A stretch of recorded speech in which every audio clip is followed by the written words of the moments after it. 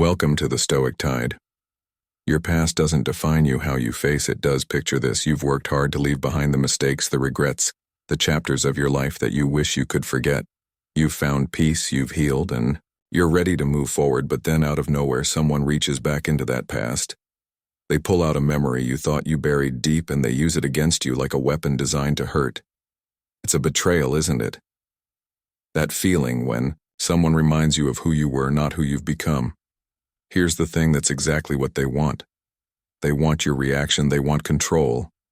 But what if I told you there's another way? A way to turn their attack into your strength, a way to disarm them with the most powerful tool you have. Your response today: I'm going to share with you how to face the people who try to use your past against you with unshakable calm, strength, and wisdom. Because here's the truth. The Stoics believed that it's not what happens to us, but how we respond. That defines our character, and when someone tries to drag you back into old wounds, it's your response that will shape your future. If you're ready to take control of your story, to respond with wisdom and peace, join this community of growth where every step forward is a step toward mastering your mind and transforming your future. When someone dredges up your past, the first instinct is often to deny it, to push it away. We all do it at some point, try to bury the mistakes and the regrets so deep that they're hard to find. The thing is, rejecting your past doesn't make it go away. It only gives others the power to bring it back whenever they want. And that's where the real problem lies. By denying it, you give them control.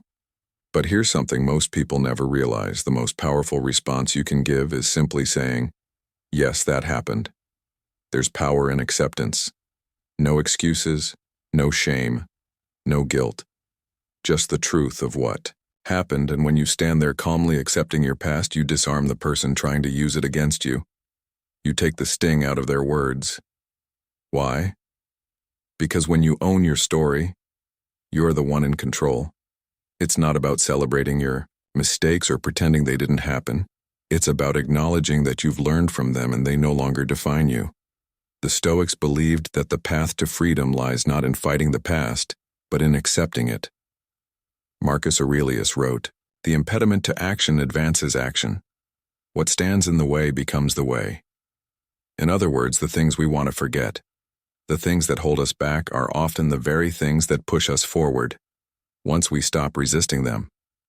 When you can look back at your past with honesty and not let it control you, you start to understand that the very thing you once wanted to hide from is now your source of strength.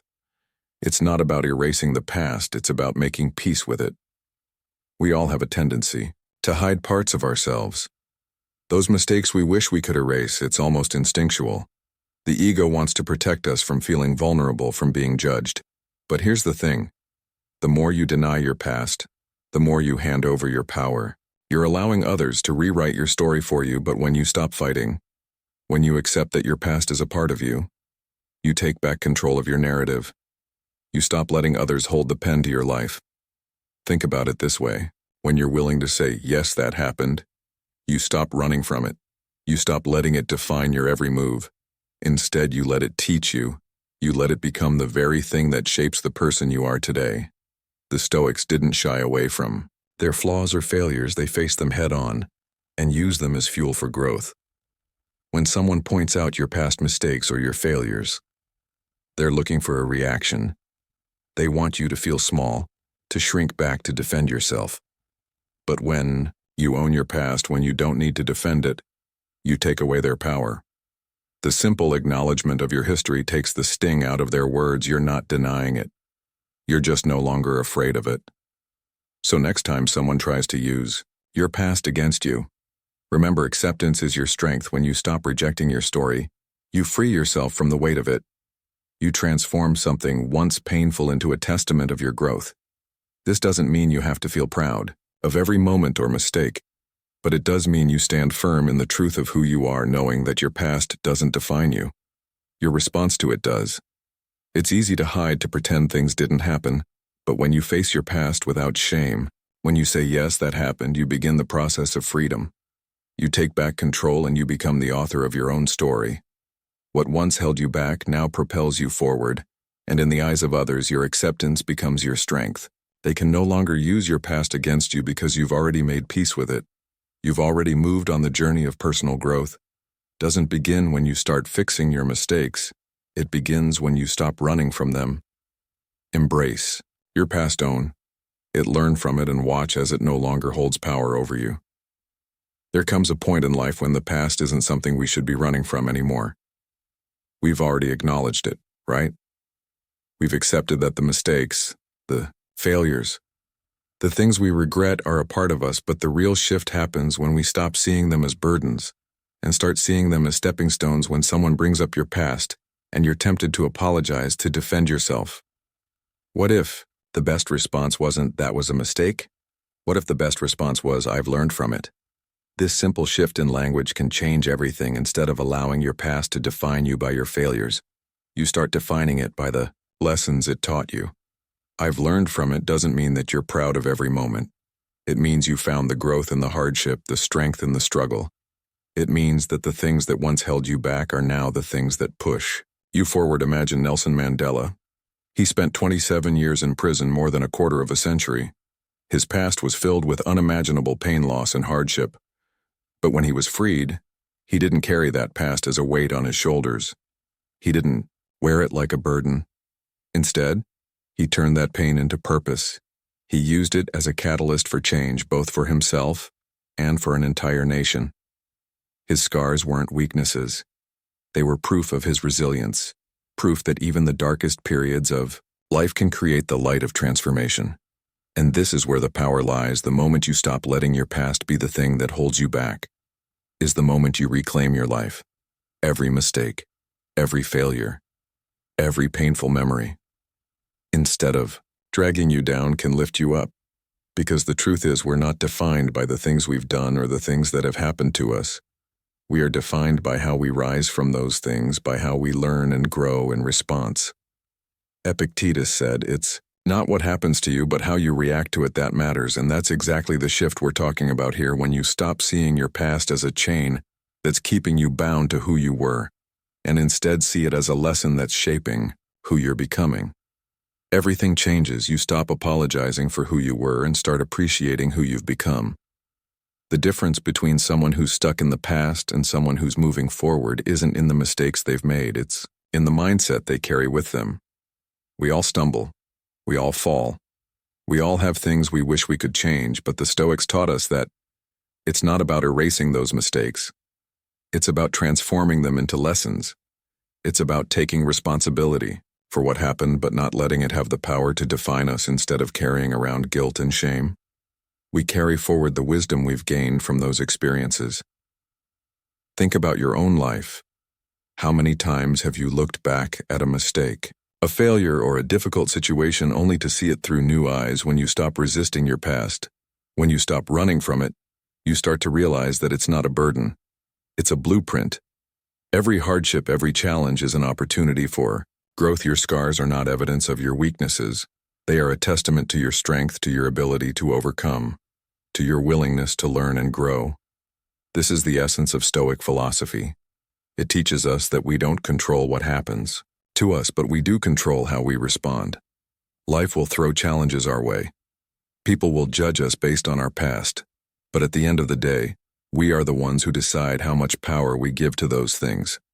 When someone brings up your past, don't shrink away in shame. Stand tall and say, "I've learned from it." This isn't about pretending that everything was okay or that we're proud of every moment. It's about accepting the fullness of our experiences, the good, the bad, the ugly, and finding the wisdom in them. The truth is, the past doesn't have to be a cage. It can be a bridge to a stronger, wiser version of yourself. In those moments when your past is brought up to tear you down, remember this: your past doesn't have to be your prison. It can be your power. Every crack, every failure, every painful chapter is a place where the light can come through. It's proof that you've survived, that you've learned, and that you're stronger because of it. So the next time someone tries to remind you of who you were, answer them with this: "I've learned from it." Don't let them use your past as a weapon. Let it be your armor. Let it be the thing that proves how far you've come and how much further you're willing to go. You are not your mistakes. You are not your failures. You are who you choose to become in the face of them, and when you own that power, no one can take it from you. When someone tries to drag you back into your past, the impulse is often to get defensive, to explain, or to fight back. But what if the most powerful thing you could do wasn't to react at all? What if instead you simply asked them, "Why are you bringing this up now?" It's a simple question, but it shifts the entire dynamic. By asking this, you're not engaging in their emotional game, you're stepping outside of it, creating space to observe their motives instead of just reacting to their words. It's amazing how much power lies in the act of pausing and asking a question when someone brings up your past. It's easy to feel like they're putting you on trial, like they're forcing you to defend who you were. But when you ask, "Why are you bringing this up?" now you stop being the target. Suddenly the focus is on them, not you. You've taken the conversation away from your past and turned it into a reflection on their intentions. Why now? Why at this moment? What is the real reason behind this attack? Think about how much power lies in shifting the conversation. This way, the Stoic approach here is about maintaining emotional control, observing the situation from a distance and not letting yourself be pulled into an emotional spiral. Epictetus once said, "We cannot choose our external circumstances, but we can always choose how we respond to them." When you respond with a question instead of a defense, you've already begun to take control of the situation. You've chosen your response, and in doing so, you've stopped letting them dictate your emotions.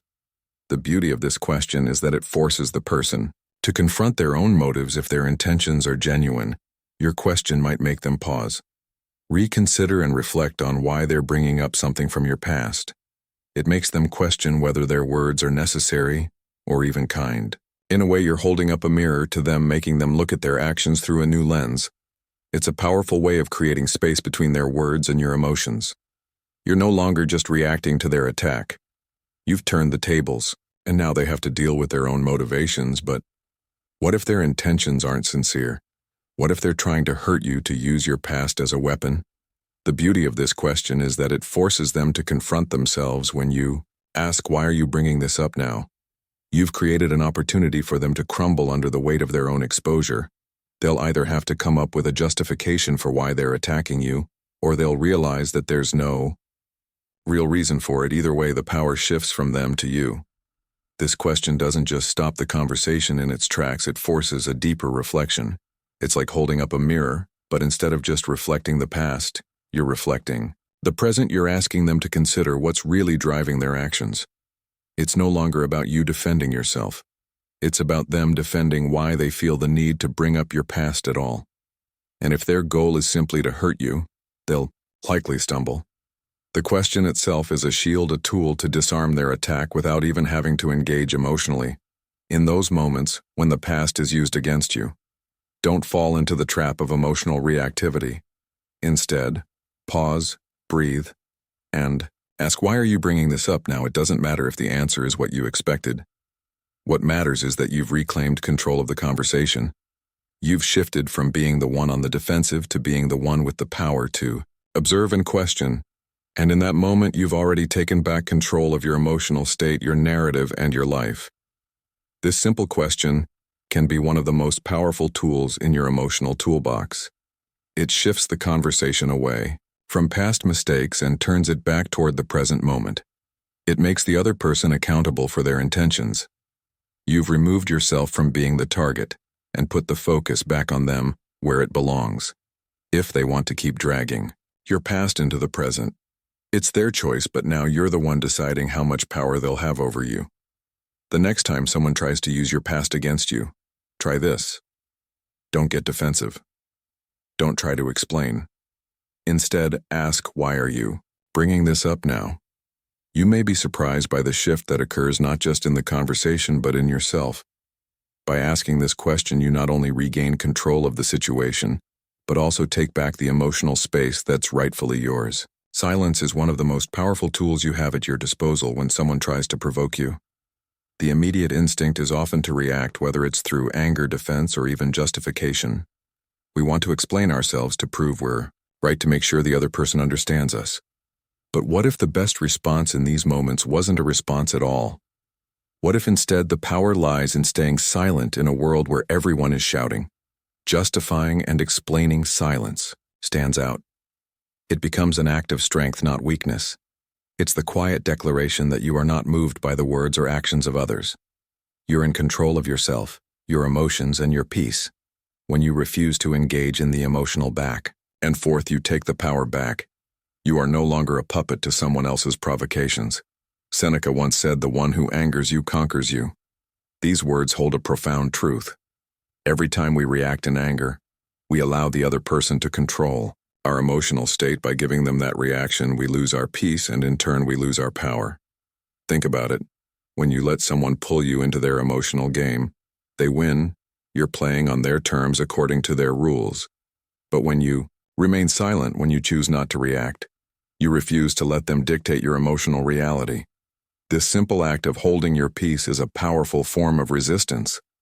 The power of silence isn't about ignoring the other person or pretending they don't exist. It's about understanding that you don't need to engage in every conflict that comes your way. The world is full of noise and everyone seems to have something to say. But true power lies not in reacting to every criticism, not in defending every action, but in choosing your response. Silence sends a clear message that says, "I don't need to react to you to define myself." It's a statement of self-control and inner strength. Silence can also be incredibly disarming. When someone is trying to provoke you, they expect a reaction. They expect you to feel hurt, to feel defensive, to feel the need to explain yourself. But when you don't give them that satisfaction, they are left with nothing. They've used their words, their tactics, and their emotional manipulations, but you remain unaffected in that moment. Their power over you fades away. You see, silence isn't passive. It's not the absence of a response. It's the presence of self-control. You're not ignoring the situation, you're choosing to rise above it. The Stoics taught us that our reactions to external events are the only things we truly have control over. Life is full of challenges, disagreements, and moments where others will try to pull us into emotional chaos. But we are the ones who decide how we respond. By choosing silence, we maintain control over ourselves and our peace in these moments. Silence is not an act of avoidance, but one of strength. You are not avoiding conflict. You are showing that you are above the need to prove yourself. You don't need validation from others. Your silence speaks volumes about your confidence and your emotional maturity. It's like a shield protecting your peace and allowing you to remain unaffected by external chaos. Think about how much energy we waste when we engage in pointless arguments, when we defend ourselves against accusations or criticisms that don't define us. By remaining silent, you save that energy for more important things. You preserve your emotional resources, rather than draining them on an argument that likely won't change anything. And the beauty of it is that you don't have to say a word to make your point. Your actions, your calm, composed response, speak louder than any words ever could. In moments of conflict, silence allows you to listen not just to the other person, but to yourself. It gives you the space to think, to reflect, and to understand the situation without getting swept away in the emotional current. Sometimes the best thing you can do is step back, breathe, and simply observe. It's in these quiet moments that clarity often emerges. You start to see the situation for what it truly is, not what your emotions are telling you. It is remaining silent doesn't mean you're passive or that you've given up. In fact, it's often the most powerful action you can take when you refuse to be dragged into a confrontation. You hold on to your peace and show the world that you are not a slave to your emotions or the words of others. By choosing silence in the face of provocation, you create space for personal growth and emotional resilience. It is in these moments that you show yourself and the world that you are in control of your reactions, your mind, and your peace when the noise of the world tries to pull you in. Let your silence be the loudest statement of all at the end of the day. It's not about being right. It's about having peace. So often we get caught up in defending ourselves, in trying to prove that we've changed, that we're different now. But here's a simple truth. Your peace is far more valuable than being right. Your growth is more important than trying to justify your past. The reality is, your past doesn't define you. How you face it, how you carry it with you. That's what truly shapes who you are. When someone tries to remind you of who you were, it can feel like a punch to the gut. Maybe they bring up an old mistake or a part of you that you've long since outgrown. It stings, doesn't it? The temptation is to react, to defend yourself, to prove that you're not the person they think you are. But what if instead you smiled, not out of shame, not out of pride, but in peace? Because the truth is, you're not the person they're trying to paint. You've learned, you've grown, and you are free from the weight of who you used to be. This isn't about denying your past or pretending it didn't happen. It's about letting go of the emotional weight you've carried for so long. You don't need to prove anything to anyone. You don't need to justify yourself to fight for their approval or to explain how much you've changed.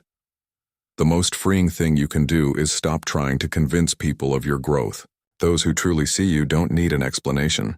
They understand the transformation without words, and for those who refuse to see it, no explanation will ever be enough. Marcus Aurelius once said, "Waste no more time arguing what a good man should." When this simple yet profound statement cuts through the noise, the Stoic wisdom here is clear. Stop wasting time defending yourself. Just live in a way that reflects your growth.